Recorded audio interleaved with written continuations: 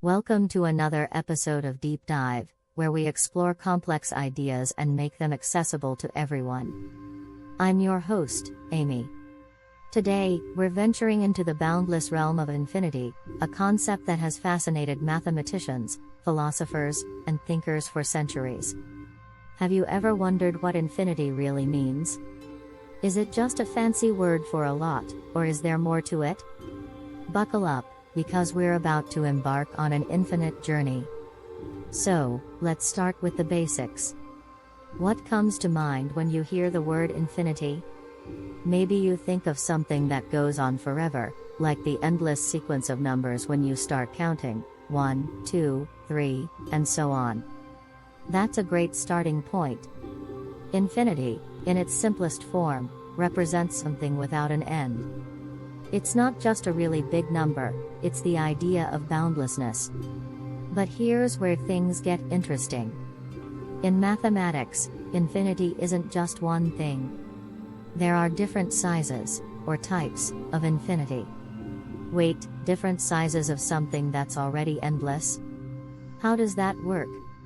Imagine you have a hotel with an infinite number of rooms. This is called Hilbert's Hotel, a thought experiment devised by mathematician David Hilbert. In Hilbert's Hotel, every room is occupied. Now, a new guest arrives and wants a room. You might think there's no room since all rooms are taken, right? But here's the magic of infinity. You can move the guest in room 1 to room 2, the guest in room 2 to room 3, and so on, shifting everyone up one room. This frees up room 1 for the new guest. So, even though the hotel was full, we still made room for one more guest. In fact, even if an infinite number of new guests arrive, we can still accommodate them. How?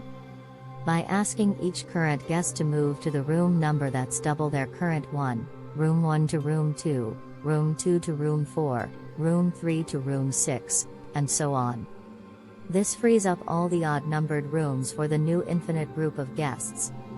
Mind-blowing, isn't it?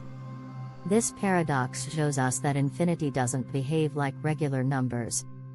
Adding or multiplying infinity by finite numbers, or even by infinity, still leaves us with infinity. But let's delve deeper. Mathematicians use the concept of cardinality to compare the sizes of sets, even infinite ones. The cardinality of a set is a measure of how many elements are in it.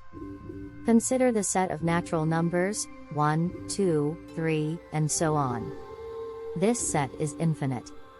Now, think about the set of even numbers, 2, 4, 6, etc. It seems like there should be half as many even numbers as natural numbers, right?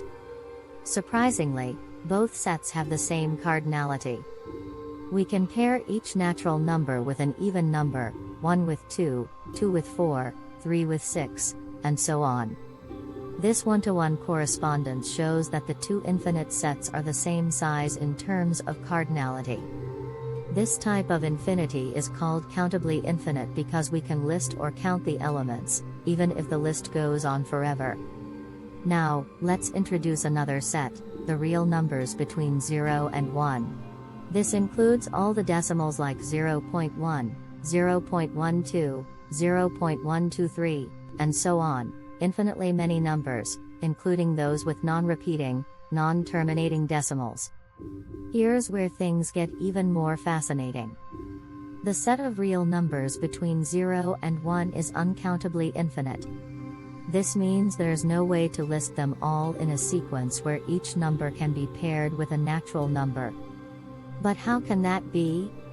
Let's explore Cantor's diagonal argument, a brilliant method devised by mathematician Georg Cantor, to understand why some infinities are indeed bigger than others.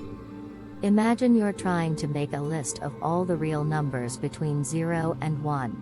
You might think, I'll start listing them one by one. Maybe I can pair each one with a natural number. Let's suppose you've somehow created such a list. Here's an example of how your list might look. 1. Number 1, 0.123456. 2. Number 2, 0.987654. 3. Number 3, 0.543210. 4. Number 4, 0.111111. 5. Number 5, 0.666666. And so on, continuing infinitely. Now, Cantor's diagonal argument shows that no matter how comprehensive your list is, there will always be at least one real number that's not on it. Here's how it works: we look at the first digit of the first number, the second digit of the second number, the third digit of the third number, and so on. This creates a sequence of digits along the diagonal of your list. Using our example, first digit of number 1 is 1. Second digit of number 2 is 8. Third digit of number 3 is 3. Fourth digit of number 4 is 1. Fifth digit of number 5 is 6. Now, we'll create a new number by altering each digit from the diagonal. We'll do this by changing each digit to a different one. Let's say, if the digit is a 1, we'll change it to a 2. If it's not a 1, we'll change it to a 1. Using our diagonal digits, first digit, 1 becomes 2, since it was 1. Second digit, 8 becomes 1, since it wasn't 1. Third digit, 3 becomes 1, since it wasn't 1. Fourth digit, 1 becomes 2, since it was 1. Fifth digit, 6 becomes 1, since it wasn't 1. Our new number is 0.21121. Here's the crucial part: this new number cannot be on your original list. Why? It differs from number 1 in the first digit. It differs from number 2 in the second digit. It differs from number 3 in the third digit. It differs from number 4 in the fourth digit. It differs from number 5 in the fifth digit. And so on for every number in your list. No matter how far down the list you go, the new number will always differ from each listed number in at least one decimal place. Therefore, it's guaranteed not to be on your list. This means that even if you tried to list all the real numbers between 0 and 1, there will always be some that are missing, no matter how comprehensive your list is. So, the real numbers between 0 and 1 are uncountably infinite. There's simply no way to pair each one with a natural number without missing some. In contrast, the natural numbers and even the rational numbers, fractions, are countably infinite because we can, in theory, list them all. Isn't that astonishing? This shows that the infinity of the real numbers is a larger type of infinity than that of the natural numbers. So yes, some infinities are bigger than others. But wait a minute, let's take a moment to ponder this. Philosophically, one might argue that since we can always construct a new real number that's missing from our list, doesn't that mean we're engaging in a form of counting? If we can keep creating new numbers to pair with those missing ones, perhaps all infinities are countable in some sense. After all, isn't the very act of identifying a missing number a way of acknowledging it and, in a way, counting it? This brings us to a fascinating philosophical counterpoint. The uncountability of the real numbers is based on the assumption that we cannot list them all. But if we can always generate a new number whenever we find one missing, doesn't that suggest an ongoing, endless process of pairing numbers? In this view, infinity is endless precisely because it's an open-ended, universal cosmic play, a perpetual journey of discovery where there's always another number to consider. From this perspective, the distinction between countable and uncountable infinities becomes a matter of how we choose to define counting. If counting is an infinite process without completion, then perhaps all infinities are countable in this broader sense. Mathematically, uncountable infinity is rigorously defined, and Cantor's diagonal argument shows that no complete one-to-one correspondence exists between the natural numbers and the real numbers. But philosophically, we can appreciate the idea that infinity, by its very nature, defies complete comprehension. It's an invitation to embrace the infinite as an endless process, not a completed totality. This philosophical lens adds depth to our understanding of infinity. It highlights the dynamic interplay between mathematics and philosophy, reminding us that numbers and concepts are not just abstract entities but also reflections of our ways of thinking about the universe. Now, let's explore how infinity manifests in practical applications. You might be wondering, this is all fascinating, but does infinity have any real-world implications? Absolutely. Let's look at some intriguing examples where infinity plays a pivotal role in our understanding of the world. Have you ever noticed how the branches of a tree resemble the tree itself, or how the edges of a coastline seem endlessly intricate no matter how closely you examine them? These are examples of fractals, structures that exhibit self-similarity at different scales. Mathematician Benoit Mandelbrot coined the term fractal to describe these infinitely complex patterns that are self-similar across different scales. Fractals are generated by repeating a simple process over and over in an ongoing feedback loop. This leads to patterns that are infinitely detailed, yet they can be described with surprisingly simple mathematical rules. Fractals are not just mathematical curiosities, they have practical applications in computer graphics, antenna design, and even in understanding natural phenomena like weather patterns and the distribution of galaxies. Calculus, the mathematical study of change, relies heavily on the concept of infinity. When we calculate the area under a curve or the slope of a curve at a point, we're essentially dealing with infinite processes. Take the idea of a limit, for example. When we say that a function approaches a certain value as the input approaches infinity, we're using the concept of infinity to describe behavior that continues indefinitely. Without infinity, the foundational principles of calculus, and by extension, much of modern physics and engineering, wouldn't be possible. In ancient Greece, philosopher Zeno of Elea posed several paradoxes that challenged the understanding of motion and infinity. One famous paradox is Achilles and the tortoise. Achilles gives the tortoise a head start in a race. Zeno argues that Achilles can never overtake the tortoise because he must first reach the point where the tortoise began, by which time the tortoise has moved forward. This process continues infinitely. The resolution of Zeno's paradoxes involves understanding that an infinite number of steps can sum up to a finite distance, a concept that is fundamental in calculus and our understanding of motion. Infinity also shows up in economics and finance, particularly in the valuation of perpetuities, financial instruments that pay an infinite series of cash flows. For example, when calculating the present value of a perpetual bond that pays a fixed amount forever, we use the concept of an infinite geometric series.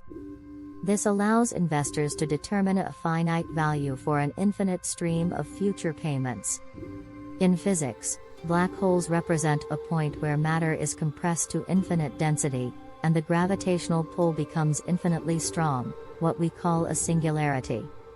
Understanding these infinities is crucial for theories that attempt to unify general relativity and quantum mechanics. They push the boundaries of our knowledge and drive the development of new physics. As we can see, infinity isn't just an abstract concept confined to mathematics, it's a fundamental part of how we model and understand the real world. Infinity helps us comprehend the endlessly complex patterns in nature through fractals, allows us to perform calculations in calculus that are essential for science and engineering, and challenges our understanding of space, time, and the universe in physics. Now, let's return to a profound question in mathematics that delves even deeper into the nature of infinity, the continuum hypothesis. The continuum hypothesis is one of the most famous and long-standing unsolved problems in mathematics. Formulated by Georg Cantor in the late 19th century, it addresses the sizes of infinite sets, specifically the cardinalities of different types of infinities.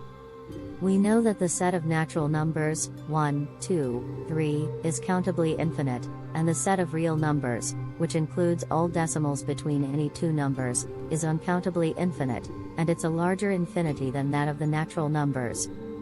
Cantor proved that there is no set whose size is between that of the natural numbers and the real numbers. Or did he? This is where the continuum hypothesis comes into play.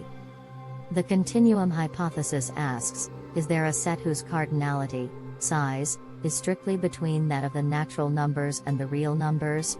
In simpler terms, is there an infinite set that's bigger than the set of natural numbers but smaller than the set of real numbers?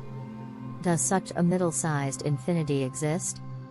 Cantor suspected that the answer was no, meaning that the next larger infinity after the natural numbers is the infinity of the real numbers. This idea is called the continuum hypothesis because the real numbers form a continuum.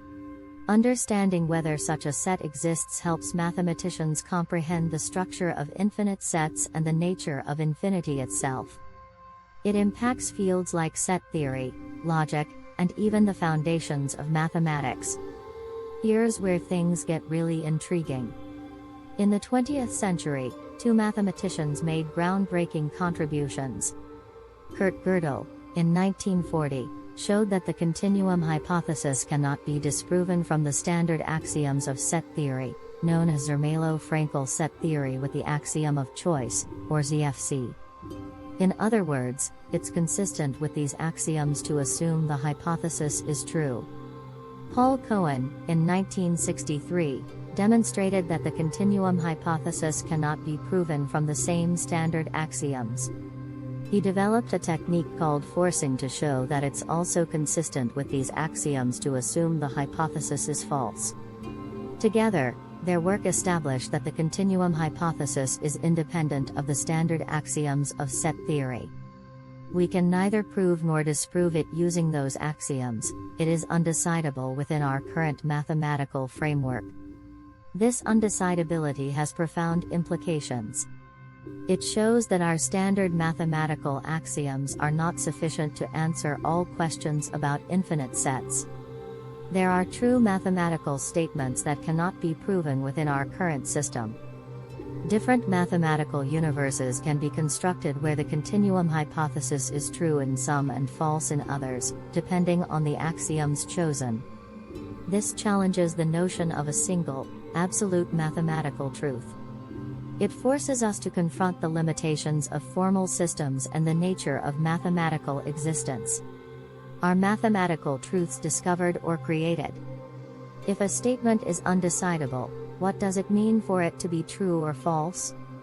The continuum hypothesis remains one of the most intriguing open questions in mathematics, not because we expect to find a definitive answer, but because exploring it deepens our understanding of infinity, logic, and the very foundations of mathematics.